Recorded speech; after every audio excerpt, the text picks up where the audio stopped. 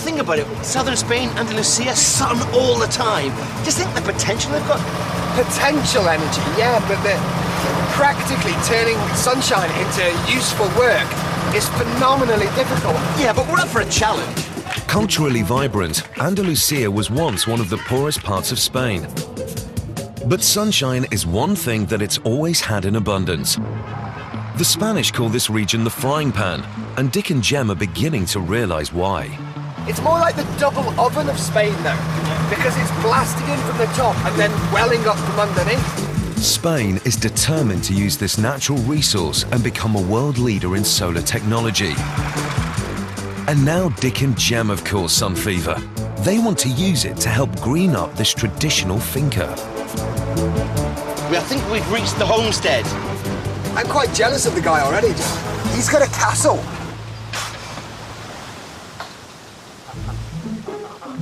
The planet mechanics have been called in by farm owner and solar pioneer Jesus Martinez. Hello. Hello. Very nice to meet you down here. Hello, I'm Dick. Nice to meet you. Yeah. Come with us. Show you all the finca now. Jesus's idyllic 500-hectare finca certainly looks like a conventional Andalusian ranch, but there is nothing old-fashioned about his plans for the future. Jesus has set aside waste ground on the edge of the finca to produce the one crop this part of Spain is crying out for: clean, renewable energy. And this is how he'll do it. His solar farm will look like this: 34,000 solar panels producing 3 gigawatts of electricity. The Spanish government subsidizes green energy, so the local power company should be keen to buy Jesus's solar power. It will be used to meet the power demands of tourist developments mushrooming along this coast. But first, Jesus is keen to sort out a problem much closer to home. Hey! And that's why he's called in the planet mechanics. Do these horses speak English? Hey girls, how are you doing? Jesus is understandably proud of his herd of beef cattle, but supplying 100 thirsty cows with drinking water is giving him an environmental headache. They drink a lot, something like 50 liters a day, every cow. Water is not the problem is the pumping. Okay. If we've got a well to see, that'd be great, isn't it? Yeah, that'd be nice, because I don't know how long my bottom will last. That's right. The cattle are happy with the water, but how they get it, that's the problem. Hey Antonio, how are you doing? Antonio, I'm Dick. Running the pump operation is the job of Jesus's all-round right-hand man, Antonio. And there is our local John Wayne. Antonio draws drinking water using an antiquated fume-belching diesel pump. It's not exactly environmentally friendly, and Jesus wants rid of it. It's smelly, it's old, it's dirty, it's a diesel. That's not far off being a fire pump. That running for an hour is an awful lot of water. I mean, that's a big thing to replace. Trying to do that with green energy is a challenge. From that distance, that much water is hard. It's not that we're shy of a challenge, but that's a big job. Jem is looking crushed. But Colonel Dick is not ready to run up the white flag just yet. He's thinking, Plan B. Is this your only well that's working? Well, we have a small well, but there is nothing, it's not working at the moment, no pump. Can we see it? Why not? Yes, let's go. So it's back in the saddle for another bone-shaking trip across the parched finca. This This is the looks small much well. more like the kind of well I imagined. All hopes are riding on the abandoned smaller well. Why is this not in use? Because, well, we have no cows here because there is no pumping motor. So if you could pump the water out of here, you could have cows in this field. That's right. Why you don't do that? Everyone agrees the small well seems to be perfect. Now Dick and Jem have to work out the not-so-minor detail of how to pump water in an environmentally friendly manner. They could use photovoltaic solar panels, but Dick and Jem didn't travel all this way to come up with such an obvious solution. So photovoltaics, it's old hat. Jesus knows about it. Jesus said that he's going to have a whole field full of solar panels. I think he would be very disappointed if we came back to him and suggested that he put another solar panel there. So that's not got any innovation to it. OK, something else. Well, there is a concept out there called the Stirling engine, and it does just run on hot air. So all you would need, in principle, is sunshine making hot air, and that would do everything. The key principle of the Stirling engine is that a fixed amount of gas is sealed inside a chamber within the machine. This gas is alternately exposed to heat and cold, causing it to expand and then contract. A mobile displacer controls the alternating cycle of expansion and contraction, which is used to drive the engine. The energy is used to power machinery, in Jem's case, a pump to draw water out of the well. You get Stirling engines in top-of-the-range nuclear submarines. In theory, a Stirling engine can be an extremely quiet, efficient way of converting heat into movement. And if that heat is provided by sunshine, they can be pollution-free too. But complex Stirling engines are expensive to build, usually requiring the resources of high-spec organizations such as NASA or the military. We're in a finca in the middle of nowhere with a horse box. We've got a couple of days. Do you really think we can do that? Maybe we can take the principles of the Stirling engine and make it in a more simple way. Do you not think Jesus would absolutely go wild for it, though? He would then have an incredibly interesting piece of kit that literally no other finca in Spain would have even thinked of, if you know what I mean. But down-to-earth Dick is seriously worried about Jem's flight of fancy. We need a backup. Yeah, normally, Dick, I'm not in favour of a safety net, but I think on this occasion, we've pushed the boat so far out with the Stirling engine, we can't even see the shore. Jesus said this is the windiest part of Spain. Let's use the wind. Something simple. A wind pump? To get the water pumping, Dick is proposing to build a traditional windmill. A windmill is powered by a set of rotating blades. The energy created by the spinning blades causes a shaft to rotate and move a crank up and down. The crank is connected to a piston pump that will pull water up from the well. The technology may be straightforward, but building a windmill is an enormous challenge. And Dick will still need plenty of sunshine. We are still using sunshine because it's the sunshine in Africa that generates the heat that makes the wind blow over Jesus's finca. I'm using a Spanish sunshine and you're using exotic African sunshine. The time for talking is through. It's high noon at the finca. Colonel Dick will need to bring out his heaviest guns to manufacture a traditional windmill in just a few short days. But young dude Jem thinks he will be the first to the draw with his newfangled hot air Stirling engine. The Planet mechanics have come up with radically different ways of pumping water from a well. But first, they must team up Swing it in there. Ooh. and get their Eco Workshop horse box up and running and ready for business. With the relentless Andalusian sun belting down, our Planet mechanics are positioning their truck in some much-needed shade. Mate, I'm thinking, because of the heat, shade's going to be more important to us. I think we'll forget about the wind power and just make sure the solar panel's giving us as much as possible. Yeah. Good man. Manufacturing a Stirling engine and a windmill is going to be a Herculean task.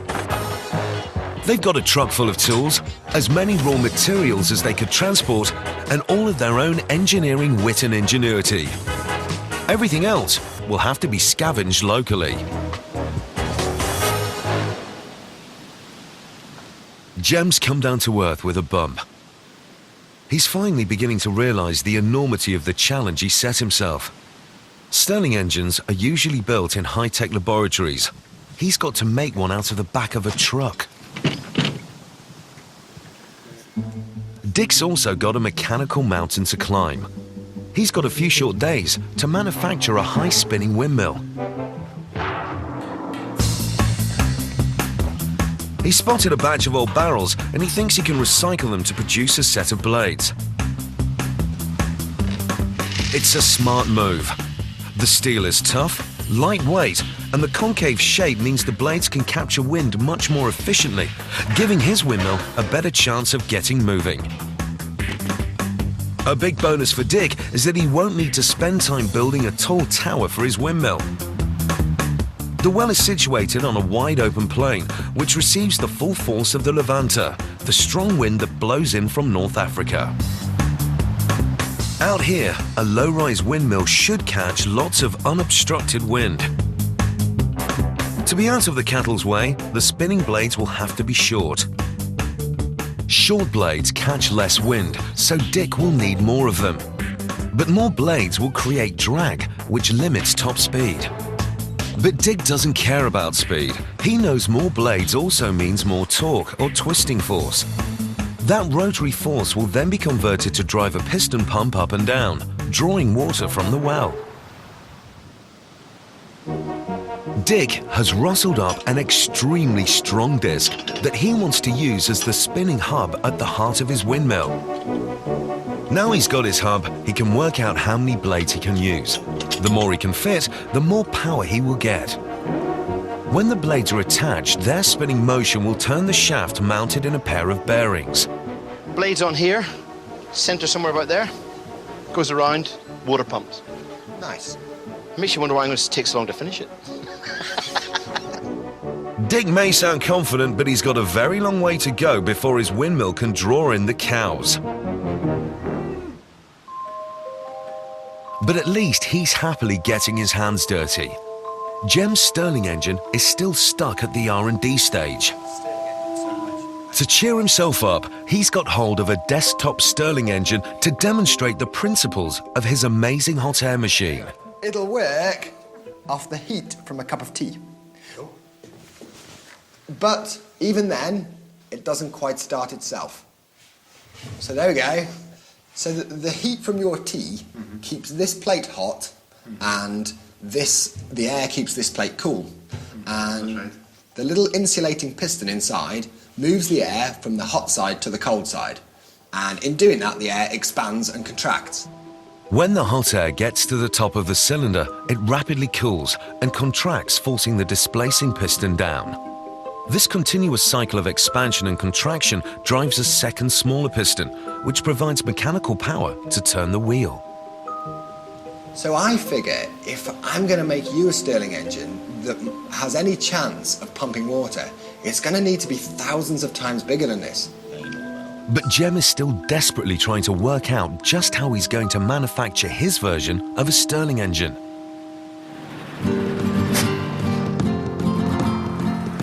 He's persuaded Dick that what they both need is to get away from it all and seek out some much-needed solar inspiration.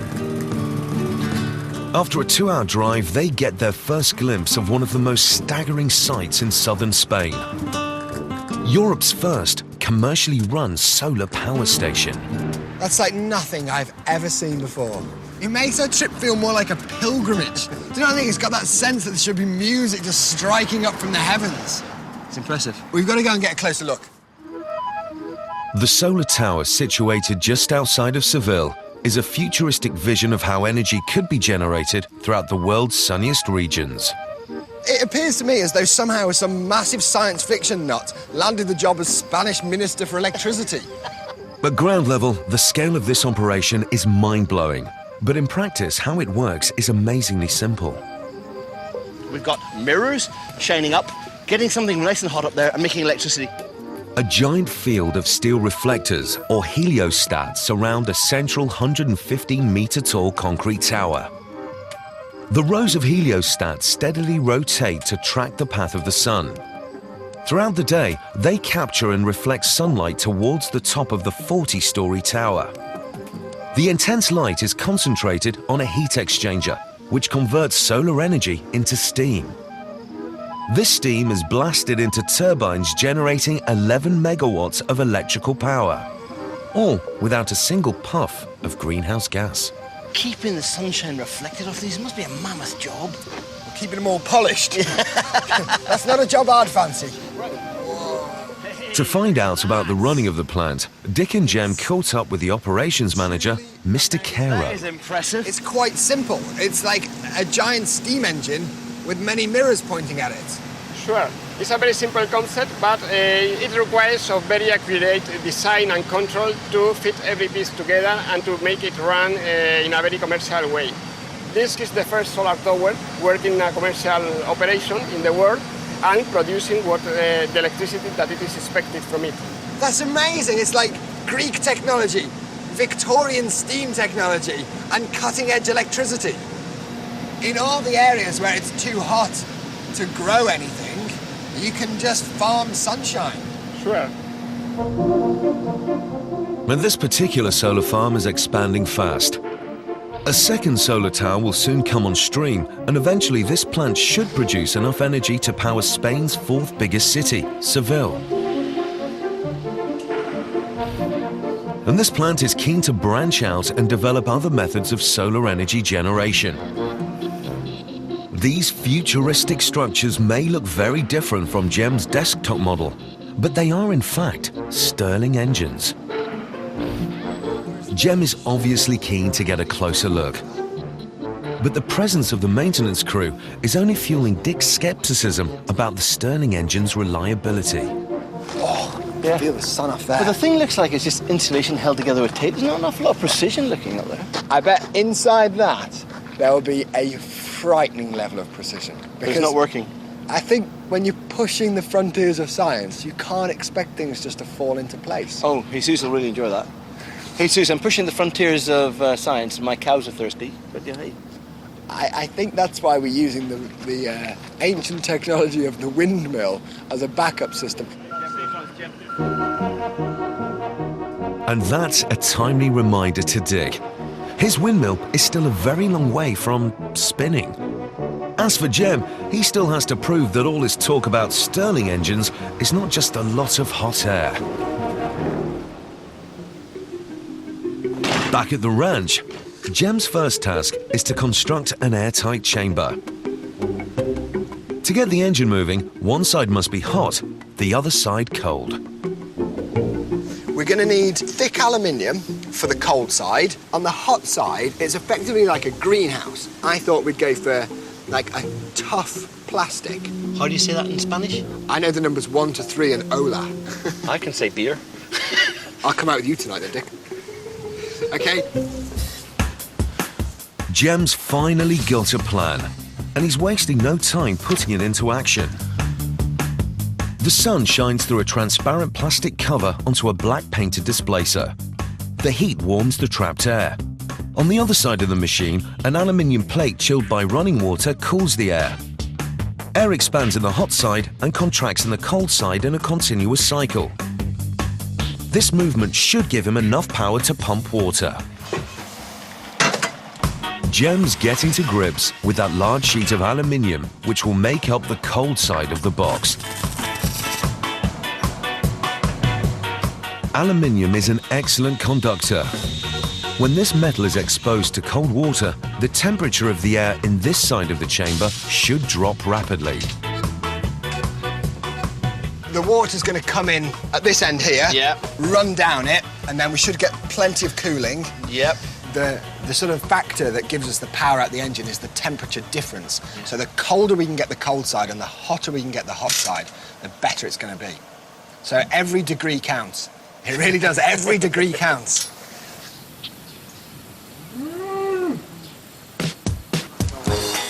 Dick gets back to the massive task of bashing out his windmill blades.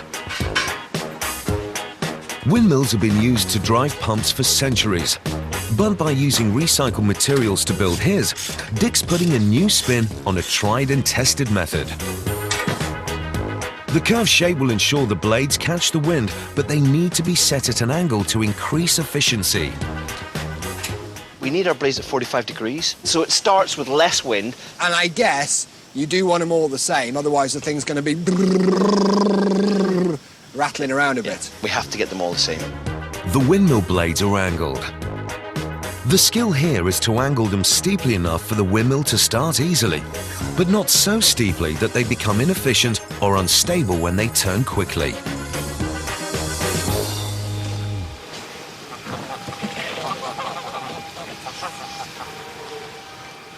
Jem is keen to get going on stage 2 of assembling his Stirling engine. He needs to come up with his version of the blue displacing piston, which controls the movement of air between the hot and cold side of the airtight cylinder. Jem is making his displacing piston from a sheet of insulation foam. It's lightweight, but stiff and strong enough for the job. Inside the box, Yep. that's going to be flipping either side. But that is impressive, that's big. Yeah. He's painting one side of the displacer piston black. This will help to absorb the maximum amount of heat from the sun. The higher he can get the temperature on the hot side, the more efficient and hopefully more powerful the engine will be.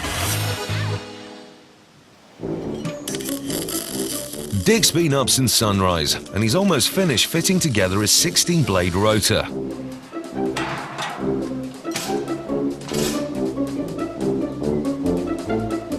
It's critical that these blades are equally spaced and correctly aligned, as an out-of-balance windmill could vibrate, making it unstable and dangerous.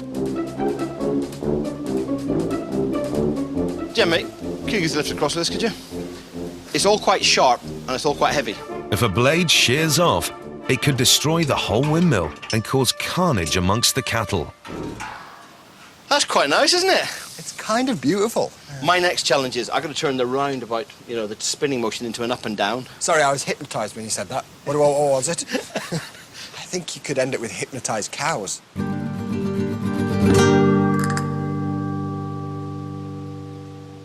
I think we're just about out of solar energy here, you know. You mean our machines are going to die fairly soon? No, I actually mean I need to go to the beach and have a beer. Yeah, me too. And after a quick beer at the beach, there's one more treat in store. Jesus has invited the guys back for some home-cooked paella. Good on it. Gracias. Wow. Thank you very much. Guten Appetit. This should be time out, but the Planet mechanics are always on standby for their next ecological challenge. It's a fine-looking pan of paella, but it's what's keeping it hot that has given Jem food for thought. How long does it take to cook paella? Only 1 hour. Only 1 hour? Yes. And do you have it on a high heat or a low heat? At first, high heat, and then only slow heat. Only Yes. slow? Yes, because the rice is... Yeah. Do you think it would be possible to cook paella from the power of the sun, from sunshine? Course. Yeah. Of course, yes. Yeah? Yes. They're still trying to finish off not just one, but 2 naturally powered pumps to draw water from deep under the Spanish ground.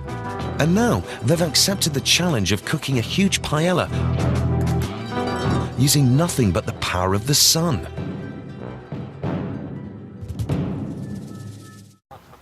It's 7 a.m.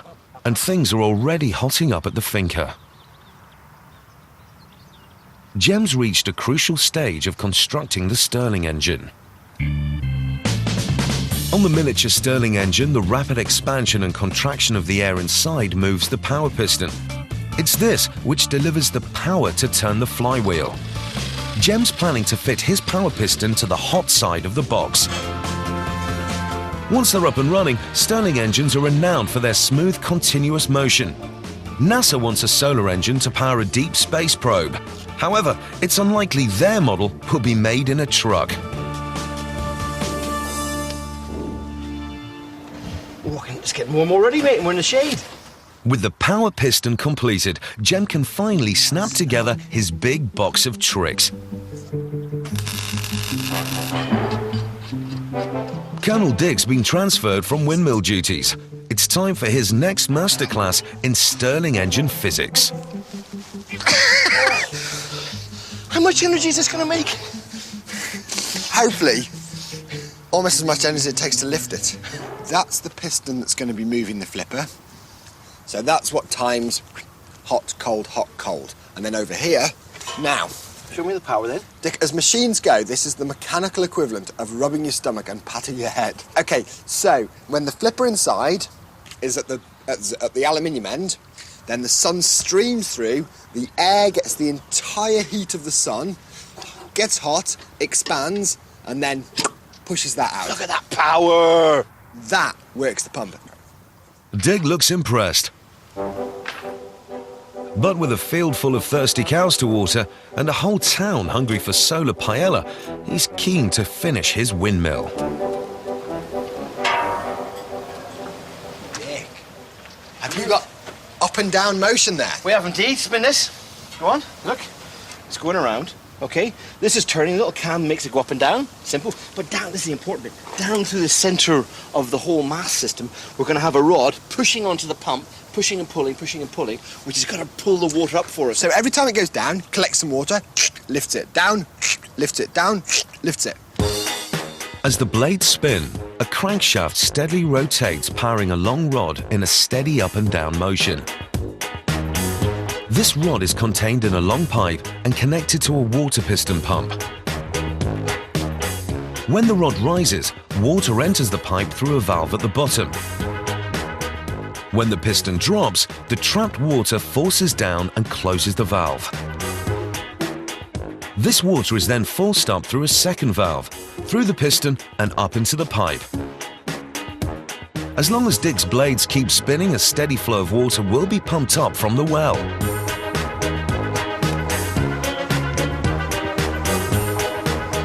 Like the rest of the windmill, the pump is unashamedly low-tech, but remarkably effective.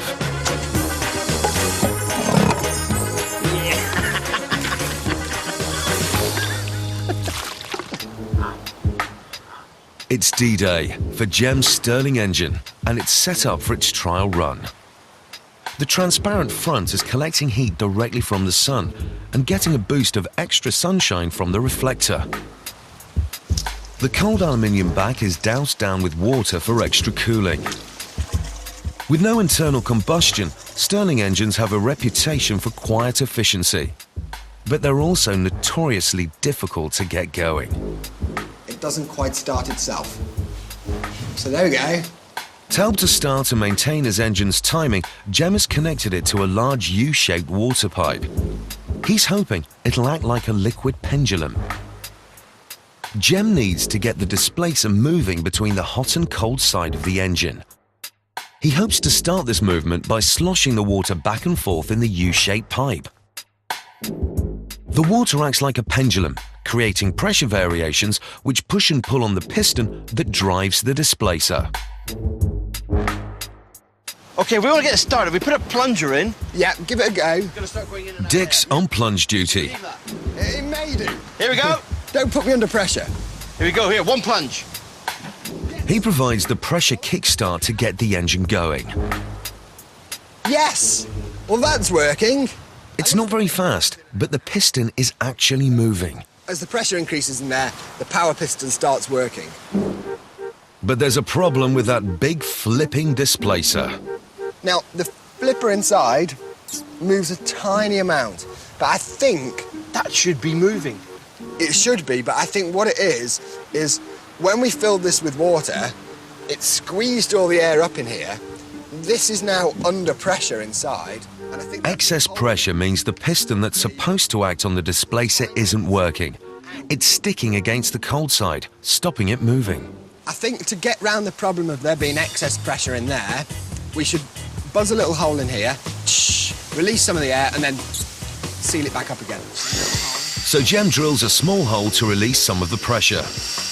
And just as pressure is being released from the box, the pressure for the Planet Mechanics mounts. Jesus drops by. Do you want to start the engine? We'll prime it up. Here we go. It's a tense moment. Pressure is being released from the box, but will it be enough to get the engine going? Now watch the power piston here. This is where the power comes out. It's only a small amount of power. The piston starts to move, and Jesus seems impressed. That's right, it's like a heart beating. It's pretty nice. And it goes by itself. We have the smallest amount of action out of our Stirling engine. Gem has finally managed to breathe life into his big box. But without weeks of intensive surgery, this Stirling engine will remain on the critical list. I will be completely honest with you, Jesus.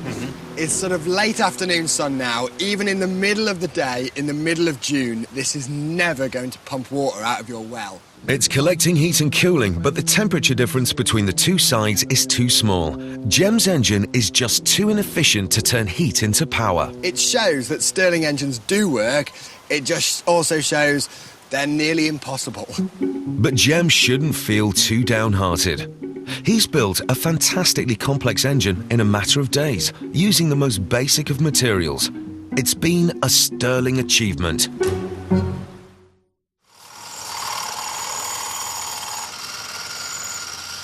As for the cows, all hopes now rest with Dick and his homemade windmill.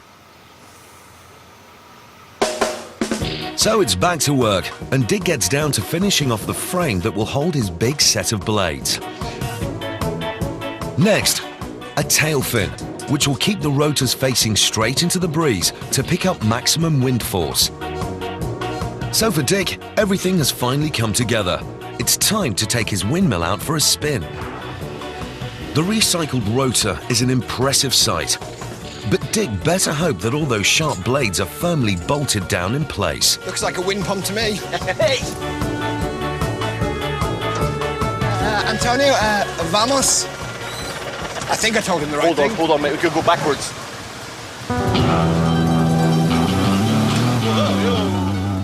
After all that hard work, the guys can sit back and enjoy the ride.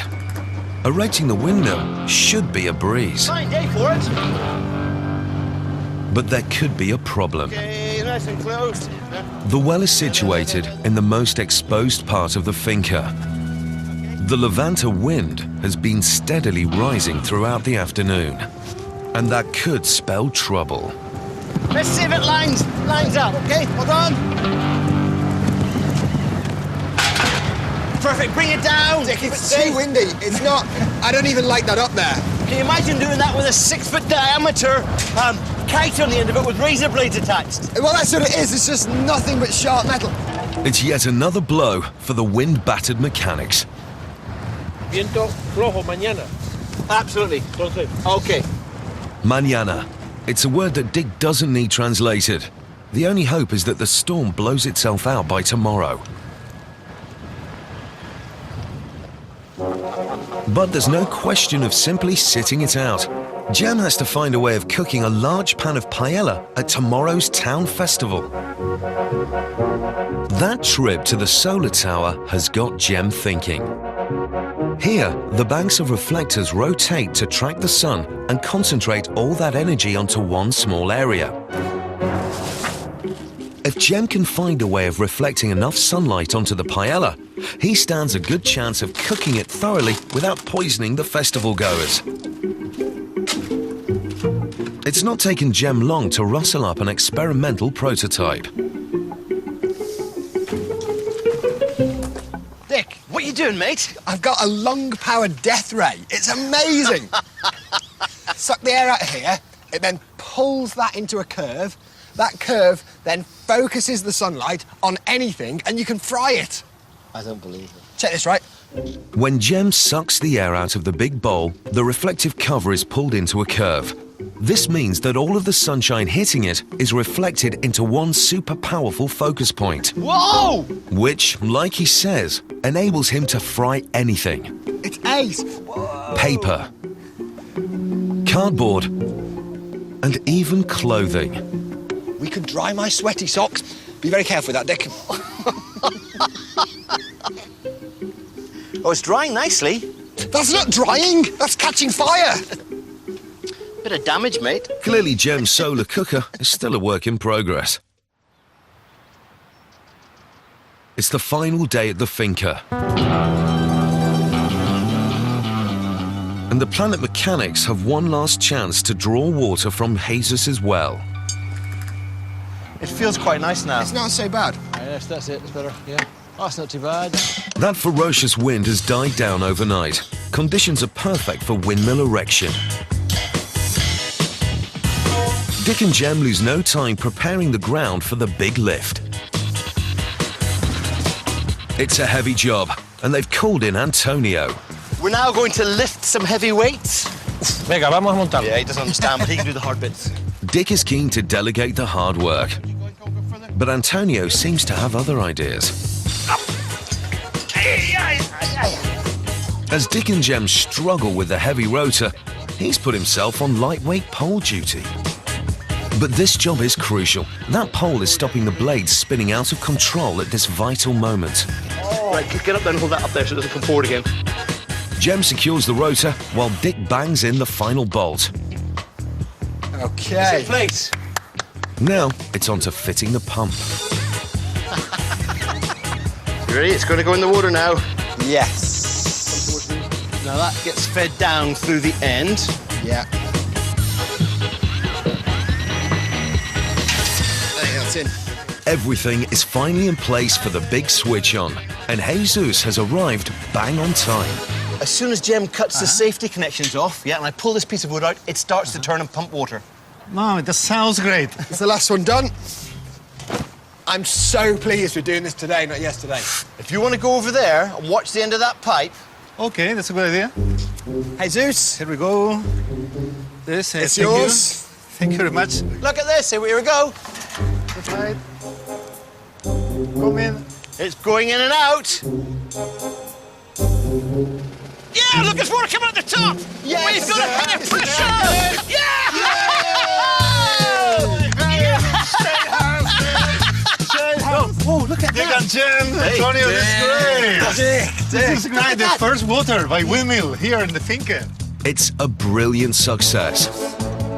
The old dry trough can now receive a steadily pumped supply of environmentally sourced drinking water. That's faster than a cow can drink. That's the way I see it. And the cattle have soon sniffed out the new supply of water. For Dick and Jem, it's a job well done. But there's no time to relax. They have paella to cook. Back at the finca, Jem is refining his plans to produce a solar cooker to set up at the local fiesta. Inspired by the rows of giant heliostats used at the solar power station, he's experimenting with a variety of ways of reflecting sunlight. Now he's come up with his latest prototype. He's bashed out some shiny metal and is very excited about the reflective properties of the curve. I've made a small one out of our dustbin. I hope you don't mind. This curve should focus all the sunshine in this area into a tiny spot along here. You can see the way it hits my hand. Okay, so try that on there. You know, with our death ray, Yeah. that you couldn't put your hand there. Yeah. It totally cooked it. But this one doesn't focus it to a point, it focuses it to a line. So I think we're going to need to go much bigger. We want a big trough full of paella, so this is the right shape for us. Oh, so we can't spear paella onto a stick. I think it's achievable. I think we just need to go bigger and bigger and bigger. Jem needs to carefully shape the metal curve to form a parabola. A parabolic curve reflects all the light that hits it to one specific area called the focus point.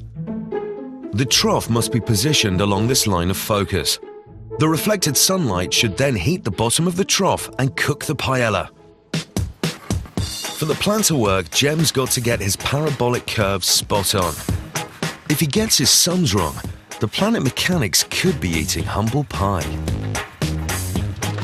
Meanwhile, Dick's determined to do his bit to ensure that all goes well at the festival. This is really high speed. The thing about this is, you get to see more of the countryside when you go slowly. Well, there is a snail which is overtaking. He's asked Jesus to steer him towards the best sherry cellar in town. Wow! How many barrels have we got here? Hay unos 1,200 botas. 1,200 and one. And one. Oh, whoa! This bodega has been producing Fino, a type of sherry, for well over 200 years. In Andalusia, sherry is taken very seriously, and a feria without Fino is unthinkable. It's really the heart of the feria. You couldn't imagine a feria without. Picking a blend is a tricky business, but Dick seems to be relishing the challenge. You see, this is I wonder what Jem's doing. He's probably working very hard, bless him. Poor guy, we can take a barrel for him now. No, don't worry, we'll just drink his share. Okay. Across town, preparations for tonight's feria are now in full swing. But the busiest man on the site is planet mechanic Jem, desperately trying to build a large-scale solar paella trough. It's a race against time, and Jem's feeling the heat. In a few hours, the Ferrier will be in full swing, and curious onlookers are intrigued at just what that dirty-faced Englishman is up to. While Jem bashes metal, sous chef Dick goes into overdrive with the chopping knife. Thankfully, Inma has arrived to give the British ex-colonel some tips on how to feed an army of Spanish festival goers. How difficult do you think it will be cooking with a solar trough compared to a cooker? I think only the difficulty is the time. Jem has finished his parabolic reflector. It's an impressive piece of kit, but can it really cook paella? It's time to bring in the key components of the cooker. It's bright, clean and shiny, but it's unlikely the locals have ever eaten paella out of a trough. To squeeze every degree of heat from the reflected sunlight, Jem's giving his grill an extra boost, a coat of black paint. Solar cooking is seen as the way forward in many developing countries. It would save billions of hours spent gathering fuel, preserve forests and help save the planet. How long do you think it'll take the sun to cook this? I think 2 hours. 2 hours? Yes. Okay. For this... Hurry up! Dick and Jem hope Inma is right. It's taken so long to manufacture the cooker that it's now well past the hottest part of the day. Getting all this food to cook in time is now a serious worry. But Jem's finally finished the trough.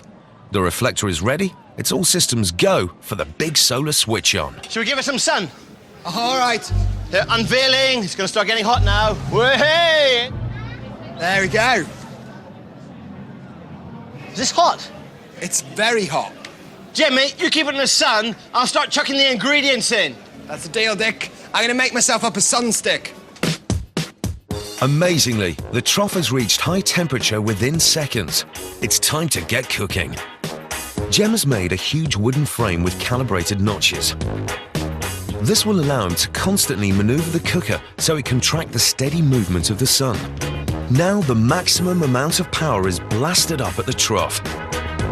Chef Dick is delighted with the results. Never mind the Spanish music. Listen to this. Are you ready? Sizzling! It's a solar sizzle! Yes! But if you think your solar sizzling's good, check my focusing. Look there. My focus stick, it casts no shadow. Wow, that's impressive. So you're just going to keep that pointing all the time? I've got to keep lifting it as the sun moves and keep rotating it as the sun moves. And so long as that's casting no shadow, I know I'm pointing exactly at the sun. You give me heat, I'll give you paella. Okay, good deal. With the oil and vegetables starting to cook, Dick adds the rest of the mix. But as the amount of food builds up, the sun starts to go down.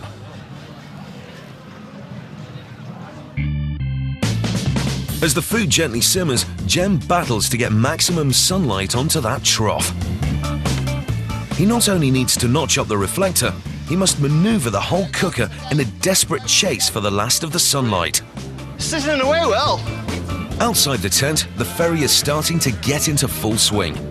Thousands of people have arrived for the town's biggest day of the year. The partygoers are blissfully unaware that our mechanics are in a panic. Now they need to lift that trough even higher to get those last precious minutes of sunlight. We've run out of lift. The cooking's taking Slightly longer. So if we whip these out, cut them, extend them, put them back in. Right, okay. Jem's quickly cut out a new set of supports to get maximum height and catch the last few rays. Keep going, big man. I'm on toes. Okay, that'll do. There you go. Keep going, keep going, keep going, yeah. Now they maneuver the whole cooker towards the far corner of the tent.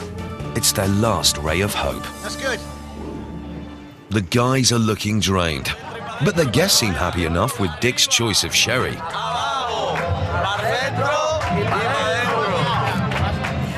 It's going down a treat, but what will they make of the paella? Is it ready? It's as ready as it's going to be. There's no more sun, mate. Okay. Come on. Taste ready? it. Well, it's all right if you're hungry.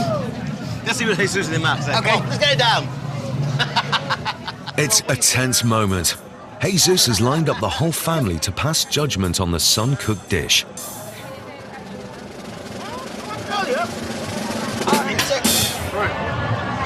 You're really good. Do you think solar cooking is a good idea? Totally. We are the land of the sunshine, and the paella solar cooking has to be a solution here. But I tell you something, maybe if we had a good chef, maybe the paella will be better. Do you think we need a new chef? Yes, but I don't like your paella. Time for the real test. This man organized the feria, and he has tasted the paella, and he really liked it. He wants to know which kind of rice he likes. It's been a scorching week of eco-engineering for our planet mechanics. They've tasted solar success both at the finca and now here at the feria, where the revelers are enjoying their very first Andalusian sun-cooked paella. Dick and Jem are back with another brand new Planet Mechanics at the same time next week. After the break, a $2.4 billion gamble in megastructures.